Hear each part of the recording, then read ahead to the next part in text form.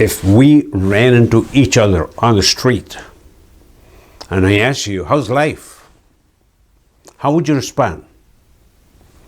Most people would respond with, fine, it's okay.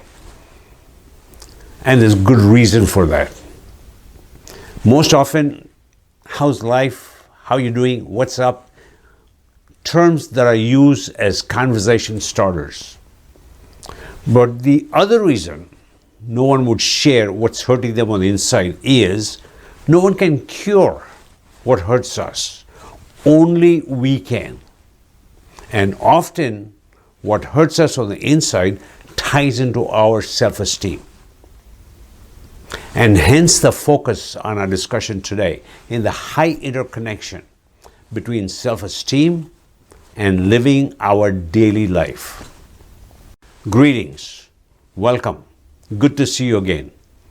My name is Amir Bemji.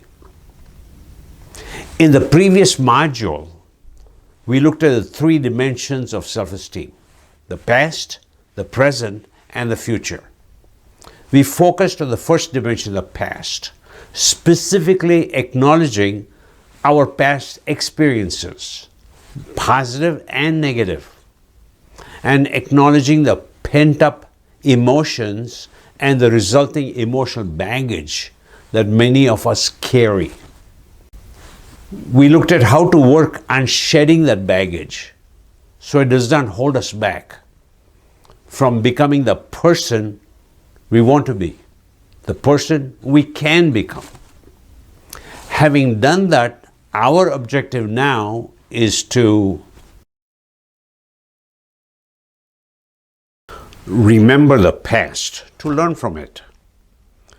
Go back to the journaling you might have started in the previous module and take a look at your experiences, negative and positive, and identify the learning from it, especially the impact the experiences had on your self-esteem. Recognizing the connection will prepare you to address the challenges of living in the present. Plan for a future full of hope and promise. Leverage the positivity available from the future dimension, which we will focus on in our next module. In this module, our objective is to make the most of living in the reality of the present. And to do that, the guiding principle is live by intent, live by design, not by default. The formation of our self-esteem happens in the formative years when we are young and growing up. It happens mostly from the messages and experiences we receive from others. Our parents, teachers, neighbors, and others. If their messages, behaviors towards us are positive, supportive, encouraging, then they tend to enhance our self-esteem. If, on the other hand, their messages, their behaviors are negative, discouraging, then they contribute to lowering our self-esteem. Either way, the quality of our self-esteem in the formative years is dependent much more on others. However, now in the present, we can control our self-esteem only if we choose to take control of it. If we don't, then others will control it unwittingly for us. Why is self-esteem so important? Let me share just a few examples to illustrate the interconnection our self-esteem has with living our daily life. Imagine two individuals with different levels of self-esteem responding to the same situation. Stress from pressure at school or work. Peer pressure at school is such a common happening that young people with a healthy self-esteem can cope better and not succumb to the pressure. The analogy is the same at work. We live in a competitive society. It is one thing to compete with someone better and learn from the experience than to compete and give up and get turned off when you lose. That ability to handle a loss comes from having a healthy self-esteem. Utilization of life skills. Life skills is a term used to describe a set of basic skills acquired through learning and experience that enable us to function effectively in dealing with the events and challenges of everyday life.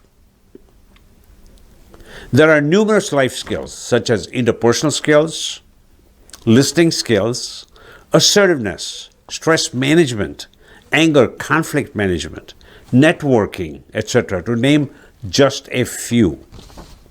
I will take just one example for now to illustrate the linkage of self-esteem in the life skills we take for granted. At work and in personal relations, a key skill to build quality relationships is listening skills. And to be a good listener, you need to acknowledge that what you hear, display empathy and compassion for the speaker. But when your mind is concerned more about how poorly you are being treated, then it is very hard to display empathy and people see through that. Just going through the physical motions and the physical behaviors works for a while, and then it does not when the mind is not aligned with the behaviors. Interacting assertively. Rude behaviors happen in all settings. Rudeness perpetuates rudeness. However, with a healthy self-esteem, you can avoid getting emotional and respond assertively while still maintaining the relationship. Coping with failure and setbacks. There is a high sensitivity associated with low self-esteem to failure and how others will perceive you. You become risk averse, impacting your learning and development. However, with a healthy self-esteem, you expect setbacks and you learn from it as part of your development. Self-perception of your life factors such as family, work, financial, health, education, etc. It is very hard to be authentic and genuine if you do not acknowledge the status of your life factors and are not comfortable with them. As one example, if you are unhappy and embarrassed with your financial status, then you will go along with commitments that you would rather not get into but are unable to say no. You just cannot be your authentic self when you are keeping something of this nature within you. People eventually see through the facade. The bottom line of this discussion is that the quality of our self-esteem is so closely interwoven with everything we have to do with living our daily life, such as building personal and professional relationships, responding to challenges and setbacks, and more. It impacts our emotional health and overall well-being. Let's take a look at the flip side. The benefits that flow from working on and creating a healthy self-esteem for ourselves. Clarity of values and beliefs. With the clarity of values, you have a clear sense of right and wrong. Making decisions becomes easier. You become more decisive with less procrastination. The power of belief is what you believe you become. With clarity of beliefs, you become more goal-oriented, easier for you to stay focused when you encounter challenges and setbacks. Not worry what others will think. with a healthy self-esteem, you are comfortable in your own skin, so to speak, and you worry less about what others will think.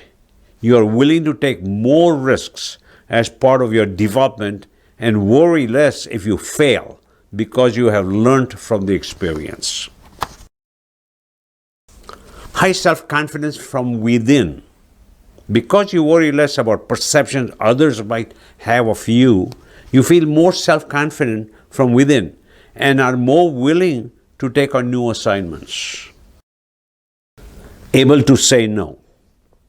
Having clarity of your goals and direction, you can say no to something that does not fit with your priorities. You don't say yes just to please others. Engage in learning and development. You learn more than you otherwise would because you are more willing to take on new assignments. And with every new learning and accomplishment, you feel better about yourself and more motivated to acquire even more learning. Project an authentic self. Being comfortable and accepting about how you see yourself, you can project your authentic self and don't need to pretend to be someone you are not. Assertive interactions with others. Knowing who you are on the inside, you don't feel as hurt with negative comments and are able to respond without getting emotional or hurling negative comments in return.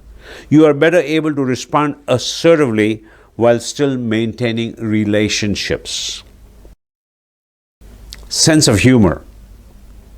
Knowing and accepting of who you are makes a sense of humor come easier, along with the ability to be able to laugh at yourself, etc.